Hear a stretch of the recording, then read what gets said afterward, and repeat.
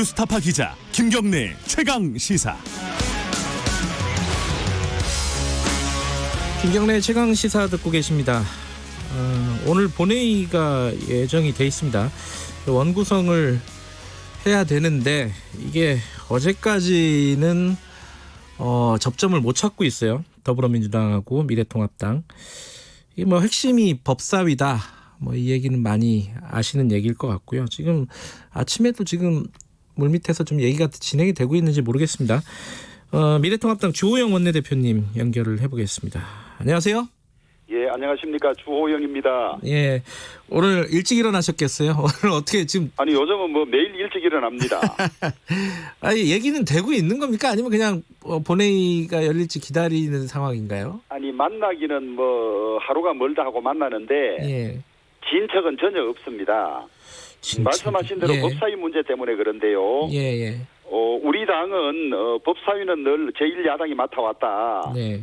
또 의장과 법사위원장이 견제와 균형의 원리에 따라서 다른 당이 맡아왔다. 이런 논리로 절대 법사위는 양보할 수 없다는 입장이고, 네. 민주당은 176석이나 얻었으니 이제는 이전과 달리 우리가 가져가지 않을 수가 없다. 네. 미래통합당이 동의하지 않아도 우리가 의석의 수로 강제로 가지고 가겠다. 네. 이렇게 하고 있고, 네. 법사위를 어떻게 할 것인지 정해져야 나머지 상임위도 배분이 가능한데, 네. 그러니까 만나면 법사위 문제가 처음부터 안 풀리고 지금도 안 풀리고 있으니까 네. 다른 상임위도 어떻게 하겠다고 논의 자체가 없는 거죠. 그러니까 제가 오죽하면 협상은 없었고 협박만 있었다고 이야기를 했는데요. 예. 그런 그 상황에서 오늘 본회의를 열어서 일방적으로 상임위원장을 뽑겠다 이러고 있는 상황이죠. 아니 맥주도 드시고 소주도 드시고 같이 많이 드셨는데 이게 진짜 이게 아예 법사위와 관련해서는 미래통합당 더불어민주당하고 접점을 찾을 수 있으니까 서로 간에 합의할 수 있는 부분이 아예 없는 거예요? 아니면 더예요? 그렇다고 보고 있습니다. 저희들도 법사위는 절대 양보할 수가 없고, 예. 민주당이 처음부터 법사위를 양보했으면 조금 쉽게 원구성이 됐을 텐데, 네. 그리고 지금은 민주당 의석수가 절대적으로 많아서 예. 법사위원장을 저희가 맡는다 하더라도 예. 120일이 지나면 본회의로 법안을 가지고 갈 수가 있습니다. 네. 그래서 지금까지 민주당이 하는 주장들이 별로 근거 없음에도 불구하고 예. 법사위를 끝까지 고집하는 것은 아마 법원, 검찰 이런 데 대한 장악권을 놓지 않으려고 하는 것이 아닌가. 저희들은 그렇게 보고 있죠.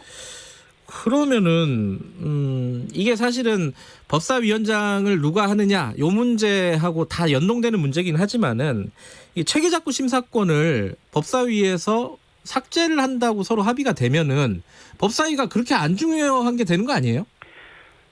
그러면 조금 중요성이 떨어지기는 할 텐데요. 예. 체계자구 심사권을 없애는 것은 불가능해요. 불가능하다. 예, 왜냐하면 예. 20대 국회란 게 지난 4년을 말하죠. 네. 본회의를 통과한 법안이 2,870건이에요. 예. 이 중에서 체계와 자구가 심사되고 고쳐진 것이 58%나 돼요. 네. 그러니까 상임위를 통과하고 오는 법안은 사실은 완성도가 많이 떨어지는 거죠. 이렇게 법사위가 체계작구를 고치고 다듬어도 네. 4년간 위헌 법률이 45건이나 나왔어요. 이게 OECD 국가 중에요. 민주주의를 한다는 국가 중에 위헌 법률이 한 해 10건 이상 나오는 나라는 이게 있을 수가, 이런 부실 국회가 있을 수가 없어요. 위헌 법률 하나가 나면 사회적 비용이 엄청납니다. 그런데 이런데 이걸 없애면 이건 말이 안 되는 거죠. 근데 이제 지금 드릴 질문은 사실은 더불어민주당한테도 해당되는 질문이고 미래통합당에도 해당되는 질문인데, 그럼 옛날엔 다른 말 하지 않았느냐 이 질문들 많이 받잖아요. 지금 예. 이제 체계자구 심사 관련해서도 18대 19대 때 한나라당 새누리당이 의원들이 이거 폐지하자 이런 법안 올렸잖아요, 분명히. 아니, 제가 그런 법안을 냈었는데요. 예. 실상을 들여다보면 폐지하자가 아니고 국회의 이 체계자구 심사권을 더 강화하자는 내용이에요. 아하, 내용은 다르다. 예, 법사위에서는 빼때 없애되 법제위원회를 별도로 둬서 더 강화하자는 것인데요. 네. 이 2,800건 넘는 법안을 법사위에서 7명의 소위원이 심사를 해요. 예.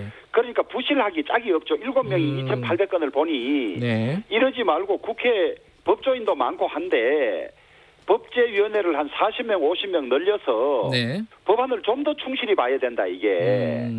우리가 상임위에서 온 법안은요. 네. 예를 들면 환노위를 통과한 법안은 환경을 되게 강화하는 법안이 오고요. 그렇죠. 국토위를 통과한 법안은 개발을 쉽게 하는 법안이 와요. 예. 이 조정 기능이 국회에 없는 겁니다. 네. 그러니까 법사위에서 지금 그런 역할을 했거든요. 네네. 정부 법안은 차관회의라든지 법제처 심사를 거쳐서 다 조정이 되는데 국회에 나온 법안은 부처 이기주의나 상임위 이기주의 때문에 그 상임위에만 입장에서 통과를 시키니까 국회 전체에서 보면 이게 본회의에서 이게 일일이 브레이크가 걸려지고 따듬어져야 되는 거예요. 네네. 그거를 지금까지 법사위에서 그 역할을 해왔던 것이거든요. 네. 그런데 이 기능을 없애면요 국회 통과 법안은 형편없는 수준이 돼요. 아니 그러니까 지금 말씀하신 거는 그러니까 법제위 같은 걸 만들자. 차라리 만약에 체계화적구 심사를 지금 법사위에서 없앨 예정이면은 법제위 같은 걸 만들자는 건데 그럼 얘기가 똑같아지는 거잖아요. 이게 법제위원장 그럼 누가 할 거냐? 그러면 아니 그것은 누가 해도 마찬가지인데요. 이 지금 체계작구 심사가 없어서는 안 되는데 지금까지는 여야 누가 법사위원장을 맡든 체계작구 심사를 한다는 이유로 체계작구 심사가 아닌 반대하는 법안을 붙잡는 역할을 해왔어요. 발목 잡기라고 보통 얘기하는. 그렇죠. 그래서 체계작구 심사 권한은 훨씬 강화하되 말하자면 권한을 넘어서서 발목 잡는 역할을 못하게 하는 것이 바른 방법이지. 체계작구 심사권을 없애는 건 이건 너무 위험해요. 그러고 그 다음에 이제 체계작구 심사뿐만 아니라 각 상임위 입장에서 만든 법안이 서로 딴 상임위 입장에서 볼 때 문제가 있는지 없는지를 심의하고 조정하는 기구가 국회에 없어요. 그걸 만들어야죠. 근데 지금 말씀하신 거는 민주당에서는 전혀 못 받겠다는 건가요? 지금 그 원내대표 회의할 때 민주당에서는 우선 법사위원장을 먼저 뽑아놓고 차차 논의하자인데 뽑아놓고 논의회가 된 적이 없어요. 일의 순서를 말씀하시는 거군요. 그렇습니다. 아니 그러면요. 지금 민주당에서는 이제 일단 뽑아놓고 시작해서 논의를 해보자. 미래통합당 같은 경우는 뽑기 전에 논의를 먼저 진행을 하자. 근데 이제 민주당 그 얘기를 하잖아요. 지금 추경 같은 것도 바쁘고 이러니까 상임위 구성이 안 되면은 일이 안 된다. 그러니까 상임위 구성을 해야 되는 거 아니냐. 계속 이렇게 얘기하지 않습니까? 추경 바쁘기는 하죠. 그런데 한 달 앞을 못 내다보고 불과 6개월 사이에 3번씩이나 추경안을 내는 정부 여당이 제대로 된 겁니까 이게? 한 달에 2달에 한 번씩 추경 가지고 오고 2달 전에 했던 상황과 다르게 또 35조나 가지고 오고 이게 지금 허겁지겁 부실하게 가지고 와서 그걸 제대로 보자 그러면 급한데 발목 잡는다 그러고 이러고 앉아 있거든요.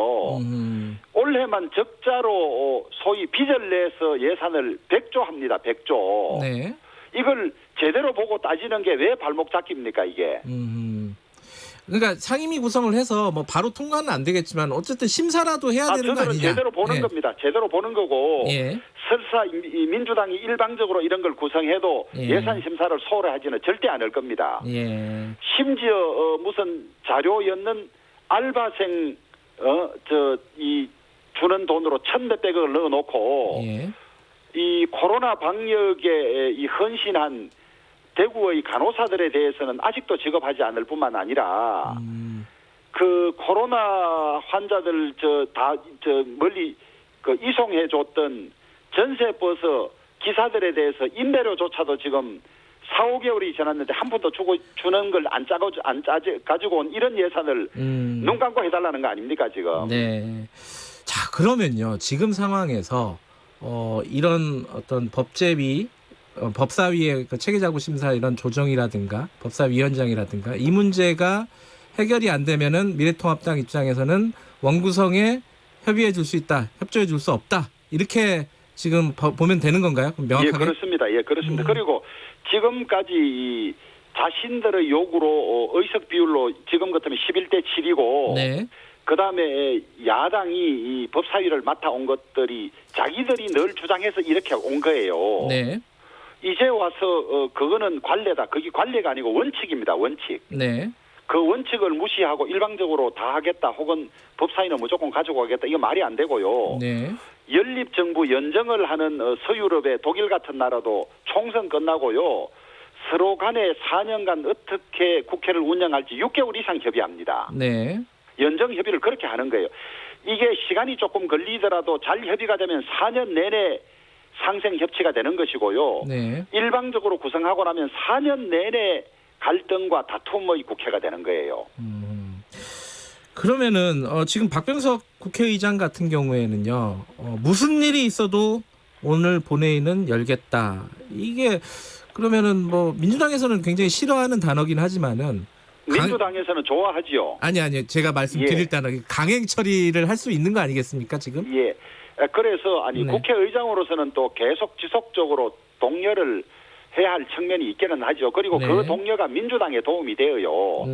그런데 예전 국회의장들 네. 저희들이 국회의장 할 때 언제 이렇게 6월 5일, 6월 8일, 6월 12일 하겠다고 압박한 의장이 있었습니까? 서로 간에 원만히 합의하라고 했지. 아 국회 빨리 열라고는 많이 했던 것 같은데. 아니 그래도 이렇게 날짜를 자꾸 압박하고 이러질 않았습니다. 그래요. 과거랑 예. 좀 다르다. 그렇습니다. 예. 근데 만약에 강행을 한다면은 예. 대응할 수 있는 방법은 아니 저희들로서는 예. 짓밟히는 수밖에 없죠. 없고 이 강행이란 것이 또 위법적인 요소를 가지고 강행합니다. 어떤 부분이요? 저희들이 예. 이 상임위원 배정표를 내지 않으면 상임위원장을 뽑을 수가 없어요, 사실은. 네. 상임위원 중에서 상임위원장을 뽑도록 돼 있고 어느 당이 상임위원 배정표를 안 내면 국회의장이 강제로 배정하고 뽑도록 돼 있는 것이거든요. 네. 그런데 저희들이 상임위원 배정표를 낼 수 없는 것이 네. 민주당은 뭐 자꾸 시간 끌게 하려고 그러느냐 이러는데 우리가 어떤 상임위원장을 맡는지가 확정이 되어야 우리 내부에서 상임위원장 선거를 거쳐서 배정이 가능한 일이거든요. 네. 그거 없이 우리가 어느 상임위원장을 맡는지도 모르는 상태에서 배치표를 낼 수가 없는 거예요. 그 상태에서 뽑으면 역시 적법하지 않은 상임위원장이 되는 것이죠. 근데 법적으로 보면은 이 상임위원장을 누가 할 건지는 여야 간에 그냥 관례 아닌가요? 이게 그 숫자는 예. 관례적으로 의석 비율로 정해지는데 그러니까요. 그 관례잖아요. 그때마다 그 비율이 조금씩 달라지니까 예. 어느 상임위를 여가 가져가고 어느 상임위를 그러니까요. 야가 가져갈지는 그 상임위 숫자의 변동이 있으니까 예. 그것은 또 협상을 했었어요. 예, 그러니까 그 부분이 이제 위법인지 아니면 관례를 다르게 하는 건지 이 부분은 좀 다른 얘기가 아닌가 싶어가지고. 아니 그것은 예. 상임위 배정이 끝나지 않았는데 그 중에서 그냥 강제적으로 뽑는 것은 저들은 위법이라고 주장하는 거죠. 예. 지금 미래통합당에서는 어제 그 말씀하셨죠? 그 사흘 말미를 달라. 다음 주 화요일까지. 그것도 잘못 알려졌습니다. 아 그래요? 예, 마치 저희들이 며칠 기간을 요청한 것처럼 오보가 났는데요. 아하, 예. 저희들은 상임위원장 배분이 합의되더라도 네. 3일 이상이 필요하다. 네. 왜냐하면 저들 상임위원장 선거 공고에 최소 3일을 두도록 되어 있습니다. 그렇기 때문에 저희들은 상임위원장 우리가 맡는 상임위원장이 합의로 정해지더라도 3일 뒤에야 명단을 낼 수 있다 이런 이야기죠. 네. 지금 시간이 얼마 안 남았는데 그 본회의 열릴 때까지요. 그 오늘 본회의는 보이콧을 하시는 건가요? 그럼 명확하게는? 저희들은 합의 없이 일방적으로 열면 예. 그것이 보이콧이 될지는 모르겠습니다만은 네. 의사진행 발언을 통해서 부당함을 강하게 항의하고 네. 그 표결에는 참여할 수가 없죠. 퇴장을 하는 정도. 예. 뭐 퇴장을 할지 아예 들어가지 않을지. 예, 그거는 조금 더 이제 논의를 하셔야 되는 부분이고요. 그렇습니다. 예. 알겠습니다. 다른 얘기 좀 몇 가지 좀 여쭤볼게요. 뭐 관련된 얘기일 수도 있는데 최근에 공수처 관련해 갖고 대통령이 야당의 반대가 이해가 안 된다 이런 얘기 한 걸 가지고 주호영 원내대표가 많이 비판의 목소리를 하셨습니다. 저는 사실은 예의를 갖추느라고 좀 점잖은 말을 썼는데요. 그렇습니까? 예, 이런 동문서답이 어디 있어요. 지금 대통령 그 최측근이라는 최강욱 법무부 장관 추미애 모두 공수처는 검찰 다 잡기 위한 것이고 수사 1호 대상이 검찰이 돼야 한다고 예. 만찬에 떠들고 있는데 네. 대통령은 공수처가 대통령 측근을 수사하기 위한 수사기관이다. 그러면 대통령 측근을 수사하기 위한 수사기관을 만들기 위해서 이렇게 4+1로 강제적으로 법을 통과시켰습니까? 네. 눈물 나는 이야기죠. 민주당 의원들이 자당 소속 대통령 주변을 수사하기 위해서 공수처를 만들었다. 3살 먹은 아이도 웃을 이야기 아닙니까? 뭐 공수처를 만들자고 한 거는 옛날부터 그랬으니까요. 이게 사실 뭐 여야의 이게 애초에는요. 애초에는 대통령이 검찰을 임명하니까 네. 검찰이 대통령 재직 중에 살아있는 권력에 대해서 수사를 못하고 네. 늘 퇴임 이후에 수사를 했어요. 그러니까 그것이 문제니까 살아있는 권력을 수사하려면 어떻게 해야 되느냐. 네. 대통령의 임명으로부터 자유로운 수사기관을 만들자. 네. 그게 공수처예요. 그러면 그 공수처장 임명은 대통령이 아닌 야당에서 해야만 그 제대로 역할을 할 수 있거든요. 네. 그래서 저는 우리 당이 공수처를 반대할 때도 야당이 추천권을 가지는 공수처는 만들어야 한다고 주장해왔던 사람이에요. 그러나 지금 공수처는 추천위원 7명 중에 소위 대통령이 영향을 미칠 수 있는 사람이 5명이나 되는 거거든요. 네. 자기가 영향을 미칠 수 있는 사람, 자기가 거의 공수처장을 뽑을 수 있는데 자기 주변을 수사하기 위해서 공수처를 만들었다?